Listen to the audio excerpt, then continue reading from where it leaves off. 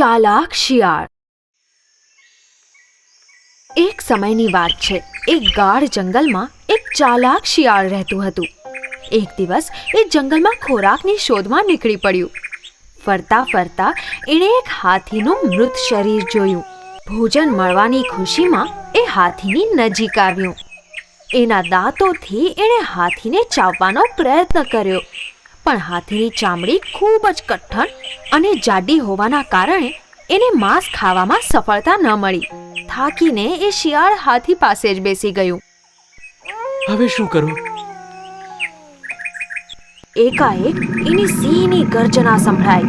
એક સિંહ એની તરફ જ આવી રહ્યો હતો. આવો મહારાજ, હું આ મૃત હાથીની આપની માટે જ રખેવાળી કરી રહ્યો હતો. આવો, ભોજન કરો. સિંહે જોરથી ગર્જના કરી. હું મારો શિકાર પોતે જ કરું છું. હું મૃત જનાવરોને નથી ખાતો. શું તું એ નથી જાણતો? સિંહ ત્યાંથી ચાલ્યો ગયો. શિયાળ ખૂબ જ ખુશ થયું, કેમ કે સિંહે હાથીને ખાધો નહીં. પણ શિયાળની સમસ્યાનો હજી ઉકેલ નહોતો આવ્યો. થોડા સમય પછી એક વાઘ ગરજતો ગરજતો એની તરફ આવ્યો. શિયાળને જોખમનો અનુભવ થયો. આ વાઘના મનમાં હાથીને ખાવાનો વિચાર આવ્યો તો કંઈક કરવું પડશે.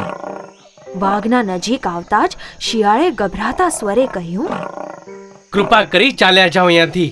હું સિંહ મહારાજના શિકારની રખેવાળી કરી રહ્યો છું. એ નહાવા ગયા છે.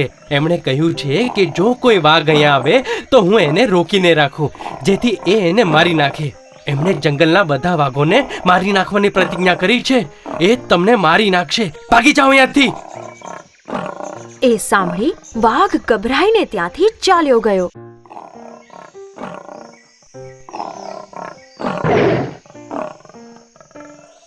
વાઘના ત્યાંથી ગયા પછી એક ચિત્તો ત્યાં આવી પહોંચ્યો. શિયાળે જાણતું હતું કે ચિત્તાના ધારદાર તીક્ષ્ણ નખ અને દાંત એની સમસ્યા ઉકેલી શકે છે. શિયાળે હસતા હસતા પ્રેમપૂર્વક ચિત્તાનું સ્વાગત કર્યું. અરે આવો મિત્ર, ઘણા દિવસો પછી. હા, ક્યાં હતા આટલા દિવસ? અરે ખૂબ થાકેલા અને ભૂખ્યા લાગો છો. આવો આવો આવો, આ હાથીનું થોડું માંસ ખાઈ લો. જુઓ, આ સિંહનો શિકાર છે. એ નહાવા ગયા છે. હું તો ફક્ત પહેરો દઈ રહ્યો છું. ખાઓ ખાઓ, આરામથી ખાઓ. અરે, હું સિંહના શિકારને કેવી રીતે ખાઈ શકું? મારે શું મરવું છે? અને જો એમણે મને જોઈ લીધો તો મને સીધો સ્વર્ગમાં પહોંચાડી દેશે. તમે ચિંતા ન કરો મારા મિત્ર, હું એ તરફ બરોબર ધ્યાન રાખું છું. હા, સિંહ આવતા જ હું તમને સૂચના આપીશ. ત્યારે તમે સહેલાઈથી ભાગી જજો. આ તક માટે ભૂખ્યા ચિત્તાએ શિયાળને ધન્યવાદ આપ્યા અને હાથીના માંસ પર તૂટી પડ્યો. શિયાળ જોઈ રહ્યો હતું. જેવી ચિત્તાએ ઉપરની ચામડી ચીરી નાખી, શિયાળે જોરથી બૂમ પાડી, સાવધાન, ભાગો! અરે, સિંહ આવી રહ્યો છે! આગલી જ ક્ષણે ચિત્તો હાથીને છોડીને પૂર ઝડપે ત્યાંથી ભાગી ગયો. ચાલાક શિયાળ અત્યંત ખુશ થયું. હસીને એ હાથીનું માંસ ખાવામાં લીન થઈ ગયું. હવે બધું માંસ એનું હતું. હોશિયારીથી વિજય પ્રાપ્ત થાય છે. કાગડો અને સાપ. એક ગાઢ જંગલમાં એક ઊંચા ઝાડ પર એક કાગડો માળો બનાવીને રહેતો હતો. એ જ ઝાડની નીચે દરમાં એક સાપ રહેતો હતો. એ માળામાં કાગડાએ ઈંડા મૂક્યા હતા. એક દિવસ કાગડાને ભૂખ લાગી હતી, એટલે એ ખોરાકની શોધમાં નીકળી પડ્યો. એ જ સમયે સાપ એના દરમાંથી નીકળ્યો અને ધીમેથી ઝાડ પર ચડવા લાગ્યો. સાપ માળા નજીક પહોંચ્યો. ઈંડા જોઈને એના મોઢામાં પાણી આવ્યું. થોડા કલાકો પછી કાગડો એના માળામાં પાછો ફર્યો. એણે જોયું કે કોઈ એના ઈંડા ખાઈ ચૂક્યું છે. કાગડો બહુ જ ઉદાસ થઈ ગયો. અરે, મારા ઈંડા કોણે ચોર્યા હશે?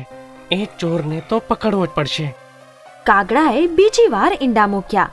આ વખતે કાગડો ત્યાં જ સંતાઈ ગયો. એ ચોરને પકડવા માંગતો હતો. થોડા સમય પછી નીચે રહેવાવાળો સાપ ફરીથી ત્યાં આવ્યો અને કાગડાના ઈંડા ખાવા લાગ્યો. કાગડાએ ચોરને જોયો અને એ બહાર નીકળ્યો. તારી આ હિંમત મારા ઈંડા ખાય છે? કોણ છે? અરે તો તું અહીંયા છે. તારી હિંમત કેમ થઈ મારા ઈંડા ખાવાની? શરમ આવી જોઈએ તને તારી કરણી પર. હું કેમ શરમાવ? મને તો ભૂખ લાગી હતી, એટલા માટે હું તારા ઈંડાને ગળી ગયો. પરંતુ બીજી વાર મારા ઈંડા તરફ જોયું છે તો તારો જીવ લઈ લઈશું. હ, તું શું મને મારવાનો? તારે જે કરવું હોય એ કરી લે. કાગડો ખૂબ જ ઉદાસ થઈ ગયો. એ જ સમયે એનો મિત્ર શિયાળ ત્યાંથી પસાર થઈ રહ્યો હતો. કાગડો ઝાડ પરથી ઉતરીને એના મિત્ર પાસે આવ્યો અને રડવા લાગ્યો. અરે શું થયું? કેમ રડી રહ્યો છે? એ ચાલાક સાપ મારા બધા ઈંડા ખાઈ ગયો. હું એને મારવા ઈચ્છું છું પણ શું કરું? એકલો છું. રડ નહીં મારા મિત્ર, હું તારી મદદ કરીશ. તું મારી મદદ કેવી રીતે કરીશ? હા, મારી પાસે એક ઉપાય છે. તું રડવાનું બંધ કર અને મારી વાત સાંભળ. ઠીક છે, શું કરવાનું છે? જો પ્રિય મિત્ર, તું આ દેશની રાજકુમારીના નાહવાના તળાવ પાસે જા.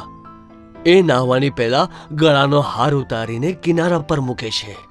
એ સમયે તું એ હાર લઈને આવ અને એ સાપના દરમાં નાખી દે. હાર સાપના દરમાં નાખી દઉં? પણ એનાથી શું થશે? અરે જેમ હું કહું છું એમ કર અને પછી પરિણામ જોજે. કાગડો ઉડીને રાજકુમારીના નહાવાના તળાવ પાસે ગયો. એ હાર લઈને ઉડવા લાગ્યો. રાજકુમારીએ જોયું અને એ બૂમો પાડવા લાગી. બધા નોકરો સાવધાન થઈ ગયા અને કાગડાનો પીછો કરવા લાગ્યા. સાપના દરમાં હાર નાખીને કાગડો ત્યાંથી ઉડી ગયો. અવાજ સાંભળીને અજાણ્યા સાપે દરની બહાર ડોકાઈને જોયું. હાર એના ગળામાં પડ્યો હતો. હાર જોઈને રાજકુમારીના બધા નોકરો સાપ પર તૂટી પડ્યા અને એને મારી નાખ્યો. સાપના ગળામાંથી હાર લઈને એ લોકો પાછા ફર્યા. એ જોઈને કાગડો બહુ જ ખુશ થયો કેમ કે એની મુશ્કેલી દૂર થઈ ગઈ હતી. ધન્યવાદ મિત્ર, તે આ મુસીબતમાં મારી મદદ કરી. ભય વિના કાગડો ઈંડા મૂકવા લાગ્યો અને ખુશીથી જીવવા લાગ્યો. મિત્રતાની ઓળખાણ મુશ્કેલીમાં થાય છે. મૂર્ખ ગધેડો. એક સમયની વાત છે. જંગલનો રાજા સિંહ એક હાથી સાથેની લડાઈમાં ગંભીર રીતે ઘાયલ થઈ ગયો. ઘાયલ સિંહ શિકાર નહોતો કરી શકતો અને ભૂખ્યો રહેવા લાગ્યો. સિંહનો મંત્રી એક શિયાળ હતું. સિંહના શિકાર ન કરવાને કારણે શિયાળને પણ ભૂખ્યા રહેવું પડતું હતું. એક દિવસ, મહારાજ, આપણે બંને ભૂખ્યા છીએ. હવે તો આપ શિકાર પણ નથી કરી શકતા અને જો થોડા દિવસ આવું ચાલતું રહ્યું તો આપણે બંને ભૂખ્યા મરી જઈશું. તમે તો જાણો છો મંત્રી, આ ઘાયલ શરીરથી હું શિકાર નથી કરી શકતો. તમે એક કામ કરો, કોઈ પણ પ્રકારે ભોળવીને કોઈ જનાવરને અહીં લઈ આવો. પછી હું એને સરળતાથી મારી નાખીશ અને આપણે પેટ ભરીને ભોજન કરીશું. હું પૂરો પ્રયત્ન કરીશ મહારાજ. શિયાળ ત્યાંથી કોઈ જનાવરની શોધમાં નીકળી પડ્યું. થોડીક જ દૂર એણે એક જાડા ગધેડાને જોયો. શિયાળની આંખો ચમકી ગઈ. એ ગધેડાની પાસે ગયું. કેમ છે મિત્ર? ઘણા દિવસો પછી જોઈ રહ્યો છું તને. અરે, તું આટલો દુબળો પાતળો કેવી રીતે થઈ ગયો? શું જણાવું મિત્ર, જો કેવો દુબળો થઈ ગયો છું. મારો માલિક કામ તો ખૂબ કરાવે છે પણ મને ખાવાનું આટલું જ આપે છે. અરે રે રે રે, મને તારી પર ખૂબ જ દયા આવી રહી છે. મારી સાથે જંગલમાં કેમ નથી આવતો? અમારા રાજા ખૂબ જ દયાળુ છે. હા, અને દરબારમાં એક મંત્રીની જગ્યા પણ ખાલી છે. તું તો જંગલનું ગૌરવ બની જઈશ. હા. સાચે? પણ હું રહ્યું ગામડાનું પાળેલું જાનવર. હું ભલા જંગલી જાનવરોની વચ્ચે કેવી રીતે રહી શકીશ? અરે ચિંતા નહીં કર, બધું મારી પર છોડી દે. મારી સાથે તો ચાલ. બિચારો ગધેડો ચતુર શિયાળની વાતોમાં આવીને જંગલ જવા માટે રાજી થઈ ગયો. શિયાળ ગધેડાને સીધો સિંહ પાસે લઈ ગયો. આવા જાડા ગધેડાને જોઈને સિંહથી રહેવાયું નહીં. ગધેડો એની નજીક આવે એ પહેલા જ એણે છલાંગ લગાવી અને ગધેડા પર તૂટી પડ્યો. સિંહનો નિશાનો ચૂકી ગયો અને ડરીને ગધેડો ફર્યો. જીવ બચાવીને ગધેડો ત્યાંથી ભાગી ગયો. સિંહની ઉતાવળને કારણે એક સારો શિકાર હાથમાંથી નીકળી ગયો. શિયાળ નિરાશ થઈ ગયું. સિંહને પણ દુઃખ થયું, પણ એ શું કરે? એ મારી ભૂલ હતી મંત્રી. તમે જઈને ફરીથી એને અહીં લઈ આવવાનો પ્રયત્ન કરો. શિયાળ ફરીથી ગધેડાની શોધમાં નીકળ્યું. ગધેડાને મળતા જ શિયાળે આશ્ચર્ય વ્યક્ત કર્યું. વહાલા મિત્ર, શું થયું? તું ભાગી કેમ ગયો? સિંહ મહારાજ તો ખૂબ જ ખુશ હતા. તારું સ્વાગત કરવા માટે તને ગળે લગાડવા ઈચ્છતા હતા. મૂર્ખ ગધેડો ફરી શિયાળની વાતોમાં આવી ગયો. ફરી સિંહને મળવા શિયાળની સાથે ચાલી નીકળ્યો. આ વખતે સિંહ ખૂબ જ સાવધાન હતો. એણે ગધેડાની નજીક આવવાની રાહ જોઈ અને પછી એક લાંબી છલાંગ લગાવી. શિયાળ અને સિંહ ખુશ થયા અને બિચારો ગધેડો સિંહનો શિકાર બની ગયો. સિંહે ગધેડાને ખાવાનું શરૂ જ કર્યું હતું એટલામાં મહારાજ, હું જાણું છું આપ ઘણા ભૂખ્યા છો, પરંતુ ખાતા પહેલા આપે સ્નાન કરી લેવું જોઈએ. સિંહને એ વિચાર ઉત્તમ લાગ્યો. ઘણા દિવસોથી એણે સ્નાન પણ નહોતું કર્યું. સિંહ સ્નાન કરવા નદી તરફ ચાલ્યો ગયો. જેવો સિંહ ત્યાંથી ચાલ્યો ગયો, શિયાળ ઝડપથી ગધેડાનું મગજ ખાઈ ગયું. સિંહ પાછો આવ્યો. એણે ગધેડાનું મગજ શોધવાનું શરૂ કર્યું. સિંહને ગધેડાનું મગજ અત્યંત પ્રિય હતું. જ્યારે મગજ ન દેખાયું તો સિંહે ગર્જના કરી. આનું મગજ ક્યાં છે મંત્રી? ક્યાંક તમે તો નથી ખાઈ ગયા? નહીં નહીં મહારાજ, હું એ અપરાધ કેવી રીતે કરી શકું છું? આપ નથી જાણતા, ગધેડાઓને મગજ હોતું જ નથી. અને જો એને મગજ હોત તો શું એકવાર ભાગ્યા પછી એ અહીંયા પાછો આવે? સિંહે શિયાળની વાતો સાચી સમજી અને ખુશીથી ખાવાનું ખાધું. શત્રુની વાતો પર ક્યારેય વિશ્વાસ ન કરવો જોઈએ. મહાન ત્યાગ. એક ગાઢ જંગલમાં વાનરોનું એક મોટું ઝુંડ રહેતું હતું. બધા આનંદથી જીવી રહ્યા હતા અને એમના રાજાથી પણ ખુશ હતા. એક દિવસ વાનરોના રાજાએ બધા વાનરોને બોલાવ્યા અને કહ્યું, મિત્રો, આપણે આટલા વર્ષોથી આ આંબાના ઝાડ પર ખુશીથી જીવન વિતાવી રહ્યા છીએ, પરંતુ મારું મન મને કોઈ સંકટની સૂચના આપી રહ્યું છે. શું મહારાજ? આજ સુધી મનુષ્યએ કેરીનો સ્વાદ નથી ચાખ્યો. જો એણે એનો સ્વાદ ચાખી લીધો તો એ આપણા માટે ખૂબ જ હાનિકારક સિદ્ધ થશે. તો આપણે શું કરવું જોઈએ મહારાજ? એક ઉપાય છે.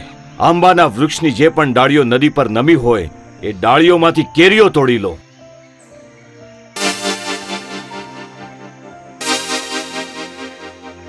ઘણી સાવધાની ઉપરાંત પણ એક રસીલી કેરી નદીમાં પડી ગઈ.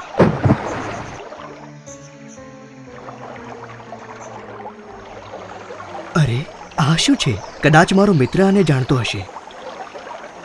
એમણે એમના મિત્રને એ ફળ દેખાડ્યું.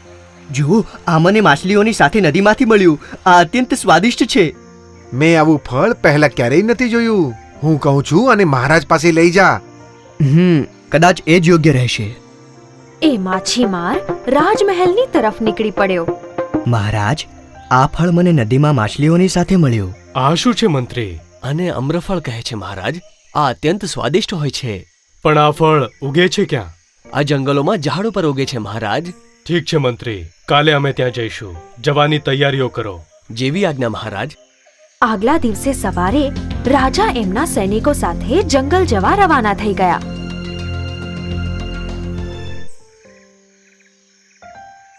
જંગલમાં કોલાહલ મચી ગયો. ગભરાઈને બધા વાનરો ચીસો પાડવા લાગ્યા.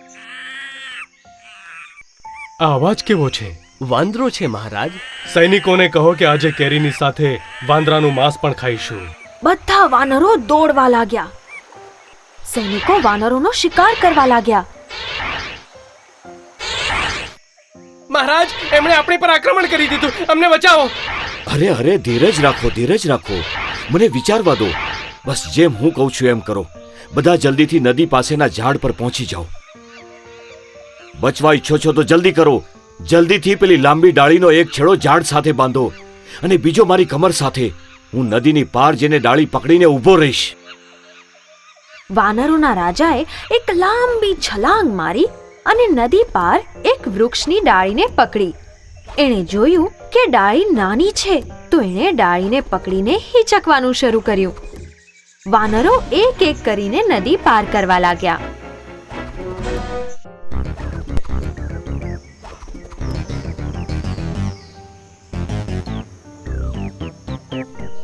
જલ્દી જલ્દી, હું થાકી ગયો છું.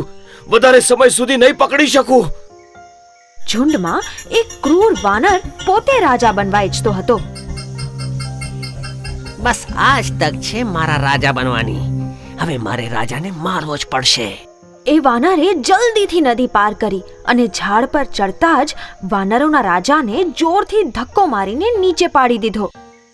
બધા વાનરો એક કરુણ દ્રશ્ય જોઈ રહ્યા હતા, પણ એને બચાવવા વાળું કોઈ જ નહોતું. વાનરોના રાજાનો હાથ છૂટી ગયો. એ એક પથ્થર પર જઈને પડ્યો અને એના માથા પર ઘણો માર વાગ્યો. ત્યાં નદીની આ પાર રાજાએ બધું જોઈ રહ્યા હતા. ચાલો આપણે એમની સહાયતા કરવી જોઈએ. તમે તમારો જીવ દાવ પર લગાવીને આ બધાની રક્ષા કરી.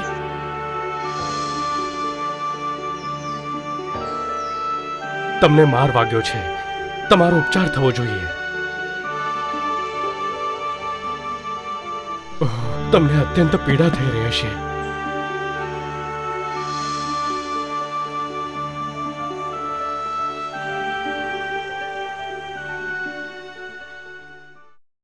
આત્મસમર્પણ સૌથી મોટો ઉપહાર છે.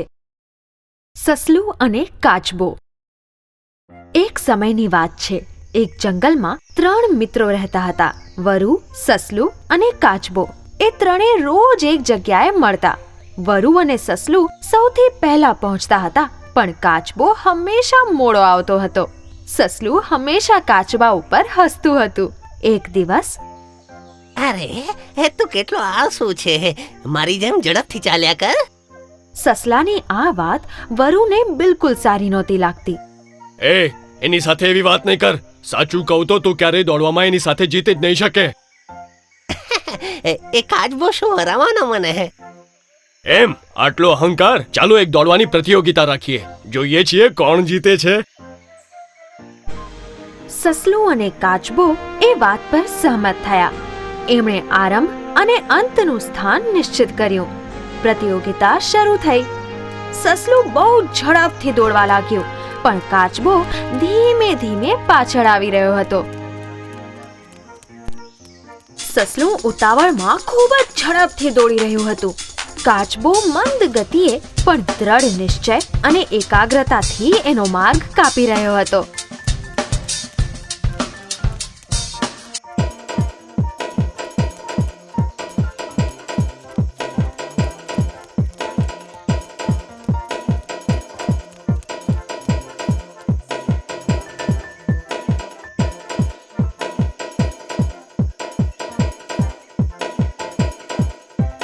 થોડીવાર પછી સસલું થાકી ગયું. એણે પાછળ ફરીને જોયું તો કાચબો ક્યાંય દેખાઈ નતો રહ્યો. ત્યારે સસલાએ વિચાર્યું, એ મારાથી ક્યારેય નહીં જીતી શકે. થોડો આરામ કરી લઉં. એટલું વિચારીને સસલું એક મોટા ઝાડના છાયામાં ભર ઊંઘમાં સૂઈ ગયું. થોડીવાર પછી ધીમે ધીમે કાચબો એ ઝાડની પાસે પહોંચ્યો જ્યાં સસલું સૂઈ રહ્યું હતું. એણે જોયું કે સસલું ભર ઊંઘમાં સૂઈ રહ્યું છે, પણ એ એની ઝડપે વગર અટકે એના સ્થાન તરફ વધવા લાગ્યો.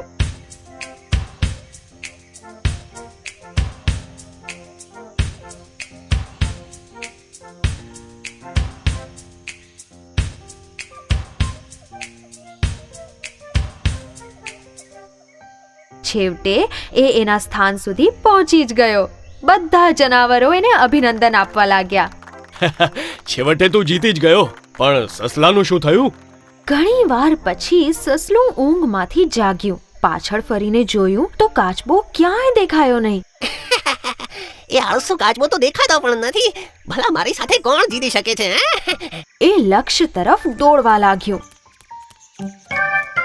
પણ અંતિમ સ્થાન પર પહોંચતા જ એ નવાઈ પામ્યું. કાચબો તો ત્યાં પહેલાથી જ પહોંચી ગયો હતો. બધા જ હસવા લાગ્યા. એ શરમાઈ ગયું. ત્યારે વરુએ સસલાને કહ્યું, જોઈ લીધું તે? તારું ઘમંડ તારા લક્ષ્યમાં અડચણ બની ગયું. કાચબાએ ધીમેથી જ ભલે પણ ધ્યાનથી પોતાનું લક્ષ્ય પ્રાપ્ત કરી લીધું. એ જીતી ગયો. ક્યારેય કોઈને ઓછા ન સમજતો અને નીચા દેખાડવાનો પ્રયત્ન નહીં કરતો, સમજ્યો? દ્રઢ નિશ્ચય અને એકાગ્રતા હંમેશા લક્ષ્ય સુધી પહોંચાડે છે. ઘમંડી હાથી. એક કાળા જાંબુના ઝાડ પર ચકલા ચકલીની એક જોડી રહેતી હતી. એમણે ઝાડ પર એક માળો બનાવ્યો હતો. એ ખૂબ જ આનંદપૂર્વક રહેતા હતા. થોડા દિવસો પછી ચકલીએ ઈંડા મૂક્યા. ઈંડાઓ આપીને એ ઘણી ખુશ થઈ અને ખૂબ જ વ્યાકુળતાથી એના બચ્ચાઓ આવવાની પ્રતીક્ષા કરવા લાગી. એક દિવસ એક મહાકાય હાથી ફરતો ફરતો એ જાંબુના ઝાડ પાસે આવ્યો. એને એના પાંદડાઓ ખૂબ જ ભાવતા હતા. એ ઝાડની ડાળ ખેંચવા માટે હાથીએ એની સૂંઢ ઊંચી કરી. એ જોઈને ચકલા ચકલી જોર જોરથી બૂમો પાડવા લાગ્યા.